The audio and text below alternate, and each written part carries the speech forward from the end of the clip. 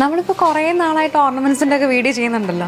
ആ വീഡിയോ എന്നൊക്കെ എനിക്ക് മനസ്സിലായത് എന്താണെന്ന് അറിയാമോ? കൂടുതലും ആൾക്കാർക്ക് കാണാനിഷ്ടം ഈ കുഞ്ഞ് സിമ്പിളായിട്ട് വരുന്ന എന്താ പറയുക നെക്ലസ് ഒക്കെ വരില്ലേ, അങ്ങനത്തെ ഐറ്റംസിനാണ് ആൾക്കാർക്ക് കൂടുതൽ ഇഷ്ടം. അതുകൊണ്ട് തന്നെ നമ്മൾ കൂടുതൽ ചെയ്യുന്നതും അങ്ങനത്തെ വീഡിയോസാണ് കേട്ടോ. അപ്പോൾ ഞാനൊരു ദിവസം ആലോചിച്ചു, ഇനിയിപ്പോൾ ചിലപ്പം അങ്ങനെ അല്ലാതെ വേറെ ഇഷ്ടങ്ങളുള്ളവരും ഉണ്ടായിരിക്കുമല്ലോ.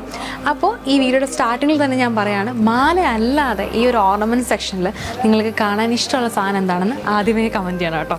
ഇന്ന് ഞാൻ എഗെയിൻ വീണ്ടും മാലകളായിട്ടാണ് വന്നേക്കുന്നത്.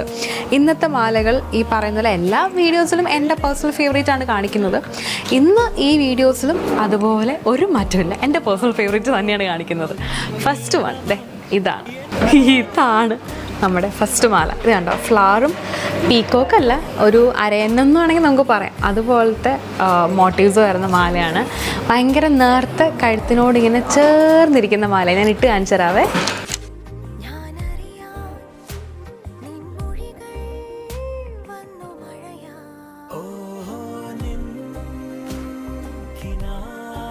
ഇതാണ് നമ്മുടെ സെക്കൻഡ് മാല കേട്ടോ. ഈ ഒരു മാലയിൽ ഒരു പെൻഡൻറ്റ് വരുന്നുണ്ട്, അതിനോടൊപ്പം തന്നെ ഫുൾ പേൾസ് ആണ് വരുന്നത്. ഇതിപ്പം സാരിക്കായാലും ഹാഫ് സാരിക്കായാലും ചുരിദാറിനായാലും എല്ലാത്തിനും അടിപൊളിയായിട്ട് മാച്ച് ആവുന്ന ഒരു ഐറ്റമാണ്. ഇതേ മാല കണ്ടോ, ഇത് വിത്ത് ഇയറിങ്സ് ആട്ടോ വരുന്നത്.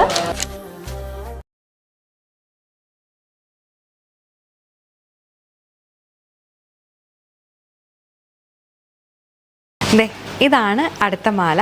ഈ മാലയിൽ ഫുള്ള് കുഞ്ഞി ഫ്ലവറും വലിയ ഫ്ലവേഴ്സും കൂടെ മിക്സ് ചെയ്ത് വരുന്ന ഒരു പാറ്റേൺ ആണ്. ഇതേ കണ്ടോ, ഈ മാലയിൽ പേൾസ് വരുന്നില്ല, പക്ഷെ നമ്മുടെ കമ്മലിൻ്റെ എൻഡിൽ ഫുള്ള് പേൾസാണ് വരുന്നത്.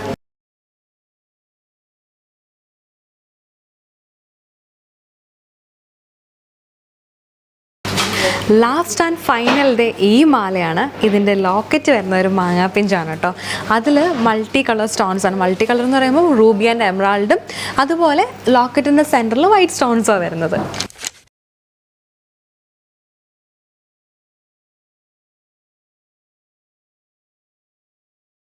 ഈ മാലയും വിത്ത് ഇയറിങ്സ് ആണ്. ഇതിൻ്റെ ഇയറിങ്സിൽ ഹാങ്ങിങ്സ് ഒന്നുമില്ല, ജസ്റ്റ് ഒരു സ്റ്റഡ് മാത്രമേ ഉള്ളൂ കേട്ടോ.